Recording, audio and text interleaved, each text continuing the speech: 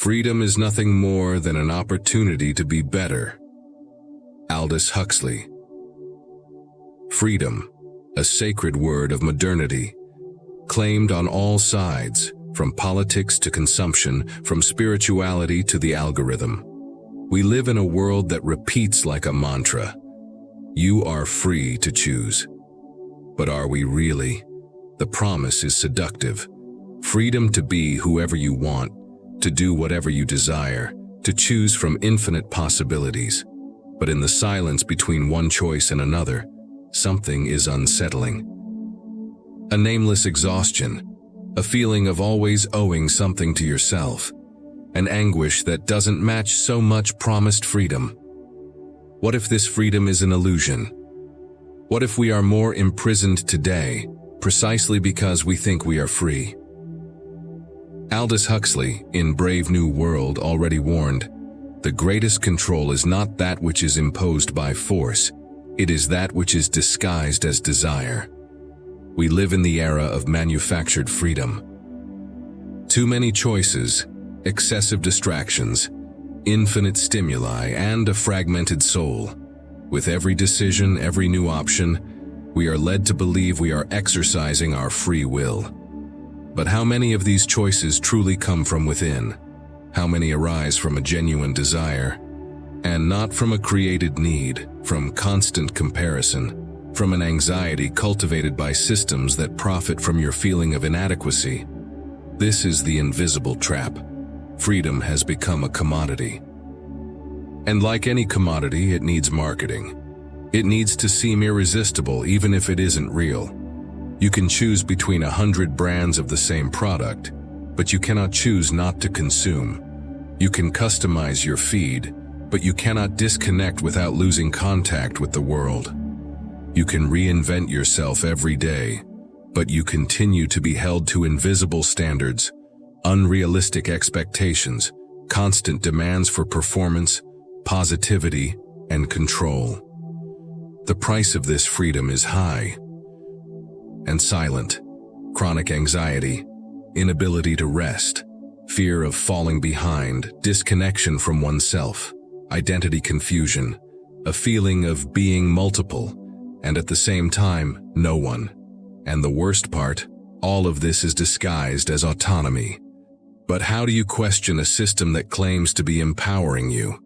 How do you resist a prison that sells itself as a choice? This is the central question of this video. A question that may be uncomfortable, but that might be the beginning of a different kind of freedom.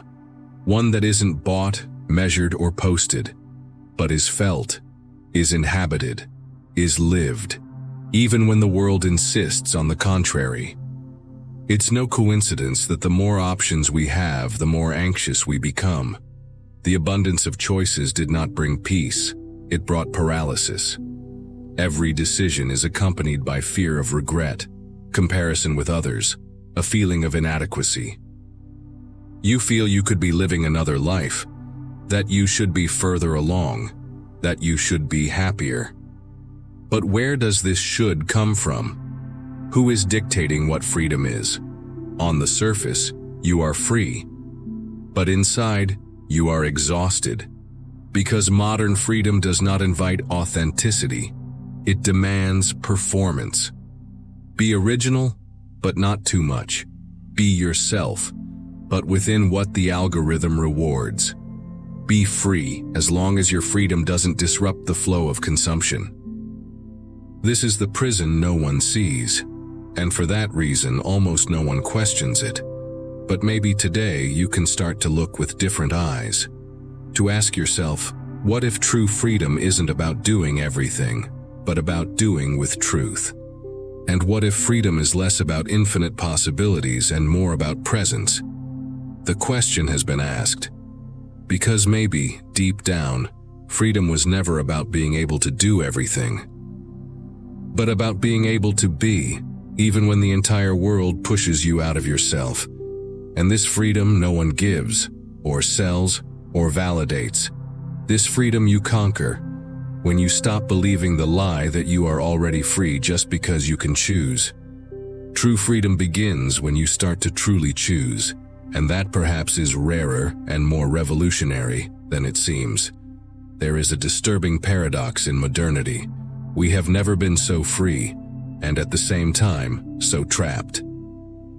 Trapped by the idea that freedom is being able to do everything, to make everything, to live everything. But what few realize is that this supposed freedom drags us into a more subtle and perhaps deeper prison, the prison of hyper-consciousness of self. We are constantly bombarded with the notion that we can and must construct our identity, plan our future, shape our body, manage our emotions, maximize our time, optimize our pleasure. And this, instead of liberating, suffocates us. Because this limitless freedom hands us over to the tyranny of absolute self-responsibility. If everything depends on you, then every mistake, every failure, every pain is also your fault. This is the poison that runs between the lines of modern freedom, the unbearable weight of being fully responsible for everything, even for what is outside your control. From a psychological point of view, this comes at a high price. The feeling of unlimited freedom generates a constant state of alert. The modern subject is always on call, to make better choices, to achieve more, to not miss any opportunity. The result? Generalized anxiety, chronic guilt, existential fatigue, and perhaps most cruel of all, the feeling of permanent inadequacy. Because no matter how much you do, it always seems like too little. There is always someone going further. There is always a better choice you could have made. Always a parallel life you could be living. It is the return of the old myth of freedom as self-sufficiency, but now dressed up with filters, metrics, followers, and likes. And this undermines the core of one's being. Existentialist philosophy already pointed it out. Freedom without consciousness leads to anguish. Sartre said we are condemned to be free, not as a privilege, but as a burden, because every choice implies a loss, and every rejected possibility leaves a trace. But in the consumer society, this isn't mentioned. On the contrary, you are encouraged not to miss anything, to live everything, to reinvent yourself all the time. But no one warns you how tiring this is, how it can be, paradoxically, a form of imprisonment. And it is at this point that depth psychology enters the scene. Carl Jung warned, everything that we do not face in ourselves, we will encounter as fate. And a good part of our current confusion with freedom comes from the fact that we are trying to compensate for an inner emptiness with an external excess. Excess choices, excess possibilities, excess control. But what is missing is not options, it's meaning. Modern freedom promises infinite paths but offers no firm ground. And without ground, there is no direction, only dispersion. This emotional and existential dispersion fragments us. We become characters of ourselves, each one trying to assemble a convincing identity for the gaze of others. But the more performance, the less presence. The more image, the less truth. And this disconnection has a profound impact on our mental health. Because we are made for bonds, for belonging, for purpose, and not for accumulating options. Contemporary psychology has been studying the phenomenon of overchoice, the excess of choices leading to paralysis, dissatisfaction, and low self-esteem. Barry Schwartz in The Paradox of Choice demonstrates that more options do not bring more happiness, but more anguish. Each new, unchosen possibility becomes a lost opportunity. A what if? An anticipated regret. And the most perverse part is that this suffering is not recognized as legitimate. On the contrary, whoever suffers in the face of modern freedom is seen as ungrateful, weak, spoiled. You have everything. How can you be sad? This denial of pain only deepens the hole. And then, we enter another cycle, that of toxic positivity. You need to be well, look well, convince yourself that you are happy, even when everything inside you is screaming the opposite. The supposed freedom becomes an obligation, and the obligation becomes a prison. And what remains is internal loneliness, that feeling of being always connected and profoundly disconnected, of being surrounded by stimuli and empty inside. After all, what is the use of choosing everything if you cannot find yourself in anything? We must recognize the promise of modern freedom is a trap if it is not accompanied by consciousness. Consciousness about who you are, about what really matters, about what in fact is freedom for you. This consciousness begins with an honest question. This thing I am choosing, is it really me who desires it? If this reflection is touching something in you, consider subscribing to the channel and liking the video. There are others like it waiting for you. The consequences of false freedom are not glaring. They are subtle, invisible, silent, but profoundly corrosive. They don't appear all at once, but they accumulate. A tiredness here, a dissatisfaction there, a doubt that persists, an emptiness that doesn't pass. You begin to realize that you cannot truly relax, that you are always thinking about what you could be doing, being, living. Even in moments of rest, something pulls you away, as if time is being wasted, as if you are always behind some ideal version of yourself. This feeling of not being where you should be is one of the most present symptoms of false freedom, because when everything is possible, nothing is enough. And the worst part, no one talks about this. We live in a system that demands performative freedom, but punishes the exhaustion it causes. The demand is constant. Be productive, be happy, be yourself, be better. But without a manual, without a break, without acceptance. The result is a subject who feels guilty for everything, even for being tired. And this guilt is not light. It contaminates affection, relationships, creativity, the body. You begin to doubt your own emotions, to ask if you are feeling correctly, to distrust your own pain. The freedom that was meant to liberate begins to sicken.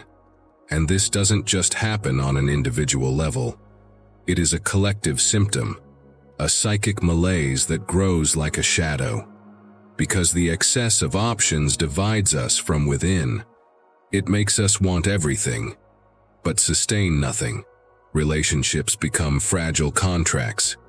Bonds become apps. Purposes become trends. And all the while, something in us continues to search for what was promised. Belonging, meaning, presence. But all it finds is a broken mirror. This internal fragmentation prevents us from feeling stability, and we are not talking about comfort, but about rootedness. Something that returns us to the ground, to the body, to the present moment. But modern freedom is incompatible with this kind of presence, because being present requires limits, and limits don't sell. You cannot stop. You cannot be absent. You cannot disappear. Because if you do, you will be missing something. And this constant fear of missing out, on time, on relevance, on opportunities, imprisons us in a race that leads nowhere. The more we run, the more we lose ourselves. This loss of self is slow, disguised as personal development, as a better version, as authenticity on demand. But the truth is that we are moving away from who we are, in the name of an ideal that no one really achieves. And this generates a silent suffering, the desire to disappear for a few days. The difficulty in making simple decisions, the fatigue even after rest, the automatic comparison with lives that only exist on screens, the fear of not being enough, even while being free to be everything. These are the psychic cracks of modern freedom. And they do not heal with positivity. They ask for listening. They ask for a pause. They ask for truth. If you've ever felt something like this, feel free to share. Sometimes the comments are the echo of many who feel alone. Save this video. Maybe you'll need to hear this again when you forget that real freedom requires consciousness. And perhaps the biggest wound of all this is the feeling that you cannot complain. Because technically, you have everything. You have freedom. You have the internet. You have choices. You have a voice. But inside, something hurts. Something tightens. Something falls silent. And it is in this internal silence that the lie is revealed. Because freedom without direction is abandonment. Freedom without connection is exile. Freedom without truth is a prison. We need to reclaim a deeper meaning, a freedom that is not compulsory but conscious, that does not distance us from ourselves, but reconnects us with the essential. This requires courage, the courage to stop, to question, to choose less but with more presence, the courage to recognize that, perhaps, what we call freedom is just the reflection of someone else's desire, never truly our own. And from this recognition, something new can be born. Something calmer, more intimate, more human. Because the freedom that heals is not the one that offers us everything. It is the one that allows us to be. Even when that means not pleasing, not performing, not fitting in. That indeed is a revolution. There is a way out, but it is not in the increase of possibilities, nor in the acceleration of personal development. It begins in the opposite, in deceleration. To free yourself from the false freedom of modernity requires refusing excess, refusing hyperexposure, refusing the myth that you need to be always updated, always in control, always available. It is a subversive choice to slow down in a world that idolizes speed. This does not mean going backward. It means creating space. Space to listen to what is yours and what was imposed. Space to silence the external noises and to hear what still lives within. This process is intimate, sometimes solitary, and for that very reason profoundly transformative. You begin to realize that the world will continue to turn without your constant digital presence, that you cannot know everything and still be whole, that you can be invisible on the networks and visible to yourself. It is at this point that true freedom begins to emerge. It is not loud. It is not performative. It does not come with a seal of validation. It reveals itself in small daily rebellions, turning off your phone without guilt, saying no without justification, feeling sadness without hurry, choosing a path without looking at others, doing less, but with more soul. This silent rebellion is the beginning of real autonomy, not the autonomy sold in self-help books, but the one that is born from internal listening. And this listening only becomes possible when you begin to trust your feelings more than the approval of others. Because real freedom requires trust, and trust is not bought, it is built. You begin to observe that the best decisions of your life were not the most logical ones, but the truest ones. That what kept you alive was not success, but internal coherence. And then freedom takes on a new meaning. It ceases to be a stage and becomes a shelter. It ceases to be a product and becomes a process. It ceases to be a label and becomes a living experience. On this path, you no longer need to prove anything, nor be everything, nor be right all the time. You just need to be present, and that in itself is already a revolutionary act. If this type of content is a space for reflection for you, consider becoming a member of the channel. For less than 8 Rs a month, you support this work and access exclusive reflections, designed for those who no longer accept living on autopilot. This choice can be your small rebellion against mass distraction. Not because you need more content, but because perhaps you are seeking more meaning. It takes courage to leave the flow. the courage not to follow the easiest path, but the one with the most integrity. This courage is not grandiose. Sometimes it is as silent as a whispered no, like a morning without notifications, like a commitment to the essential. Freedom is not the absence of limits. It is the awareness of your own limits. It is not saying yes to everything. It is knowing when and why to say no. It is not belonging to everyone. It is belonging to yourself. And that begins now. You don't need a 10-step plan, nor ready-made formulas. You need presence, truth, time to listen, to slow down, to distinguish between desire and distraction, and maybe, just maybe, to discover that the freedom you were looking for already lives in you, suffocated by all the voices that told you it was outside. This is the invitation. Not to abandon the world, but to inhabit it with more consciousness. Not to deny choices, but to make the ones that really matter. Not to isolate yourself, but to find yourself.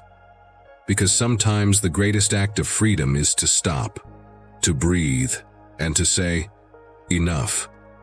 Enough of running without knowing why. Enough of pleasing without wanting to. Enough of living on autopilot.